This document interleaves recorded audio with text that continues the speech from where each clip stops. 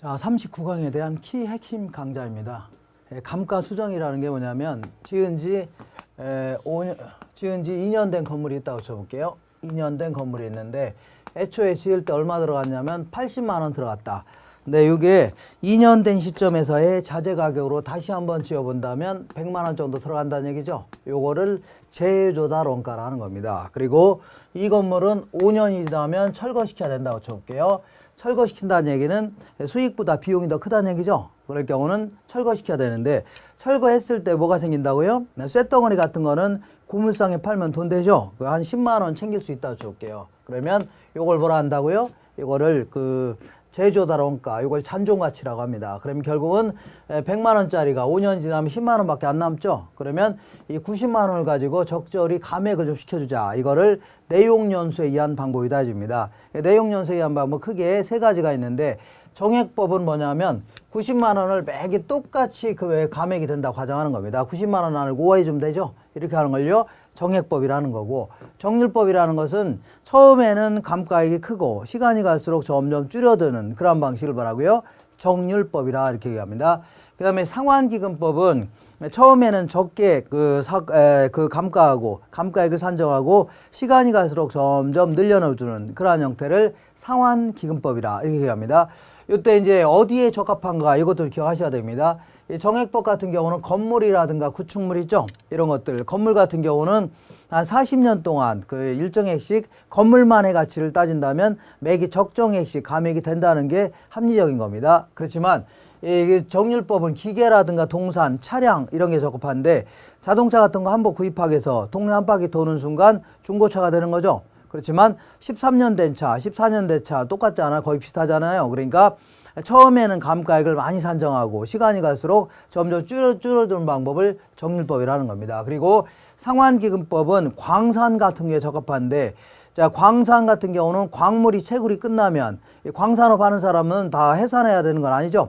똑같은 광선을 다시 구입한다고 가정할 때 그 금액을 만들려면 매기 적정액씩 적립을 해야 된다. 그러면 적립하게 되면 뭐가 생긴다고요? 이자가 포함되는 거 아니냐, 이자가 생길 거 아니냐, 이걸 감안해 가면서 그 정도씩 감가가 된다고 가정하는 겁니다. 매기 적립액에다가 이자를 포함한 만큼씩 감액이 된다 가정해서 그만큼씩 감가액을 산정하는 그런 방식을 뭐라 한다고요? 상환기금법이라는 겁니다. 그래서 자, 어쨌거나 여기서는 이 그림을 좀 이해하셔야 되는데, 그림이 이렇게, 자, 이거는 재조달원가인데 재조달원가 100만 원씩이라고 쳐볼게요. 전 100만 원씩인데 10만 원 챙길 수 있다는 얘기죠. 그래서 이거 잔존 가치는 10만 원인데 정액법은 매기 감가액이 똑같은 겁니다. 매기 똑같이. 그 다음에 정률법은 처음에는 감가액을 많이 하고 시간이 갈수록 좀 줄여주는 방식입니다.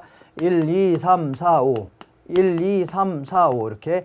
그 다음에 상환기금법은요, 처음에는 감가액을 적게 하고 시간이 갈수록 점점 늘려주는 방식이죠. 그러니까 초기에 이것도 암기하셔야 되는데, 초기에 감가액이 큰 순서는 초기에 얘는 감가액이 요만큼이죠. 2년 동안. 얘는요 2년 동안이라면 이만큼이고 얘는요 요만큼밖에 안 되네요. 그래서 정률법이 가장 크고 그 다음에 정액법, 상환기금법입니다. 그 다음에 평가액이 가장 큰 순서는 거꾸로 상환기금법이 가장 크겠죠. 그 다음에 정액법, 그 다음에 정률법 이렇게 됩니다. 좀 기억하시고 그 다음 내용 확인해 보겠습니다.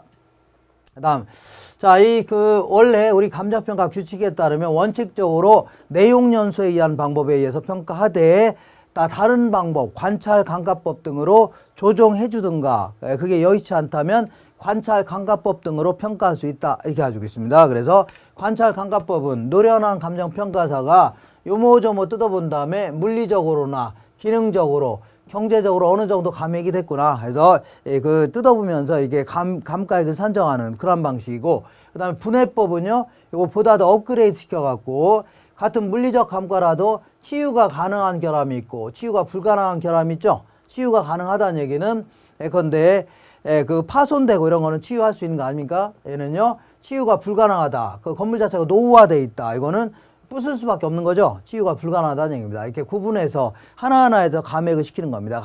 그 다음에 기능적 감가도 치유가 가능하다.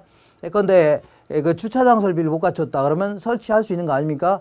그렇지만은 치유가 불가능하다. 설계 자체가 처음부터 불량이다. 그러면 이거 부수고 다시 질 수밖에 없는 거죠. 그러니까 이런 것들을 치유가 불가능하다. 이게 따로따로 해서 감가액을 산정하는 겁니다. 근데 경제적 감가는 치유가 불가능한 결함밖에 없는 거죠. 왜냐하면 주변에 쓰레기 매립장이 들어왔다. 그럼 어떻게 치유합니까? 치유할 수 없는 감가만 있다. 이렇게 정리하시고 그 다음 내용 확인해 보겠습니다. 이 원가 방식에 의해서 임료를 평가하는 방식이 적산법인데 여기서는 가장 기본적인 논리만 이제 이해하시면 간단한 문제만 해결하시면 됩니다. 그래서 원래 이제 값이 1억을 갖고 있는데 이거를 은행에다 예치하게 되면 5% 정도 이자를 주겠답니다. 근데 요거를 은행에다가 예치하지 않고 부동산을 구입해서 임대사업 한다면 5% 정도 받아내야 되죠. 근데 은행에다 그 예치할 때는 뭐 그 재산세 같은 거 안 내도 되는데 이거는 재산세 같은 것도 내야 되죠. 그리고 건물을 구입하면 언젠가는 철거해야 되니까 매기 감가가 될 거 아닙니까? 그런 것도 받아내야 될 거 아닙니까? 그래서 여러 가지 필요로 하는 여러 가지 경비를 더해서 책정하는데 이때 1억을 뭐라 하냐면 기초가격이다. 기대이율 5%를 뭐라고요? 기대이율 이렇게 해서 이렇게 정하는 걸 뭐라 한다고요? 이거를 적산법이다 해줍니다. 이렇게 해서 기본적인 내용만 아시고 괄호치고서 집어넣으라는 문제가 몇 번 나왔으니까 이 정도 위주로만 잘 정리하시면 됩니다. 이상입니다.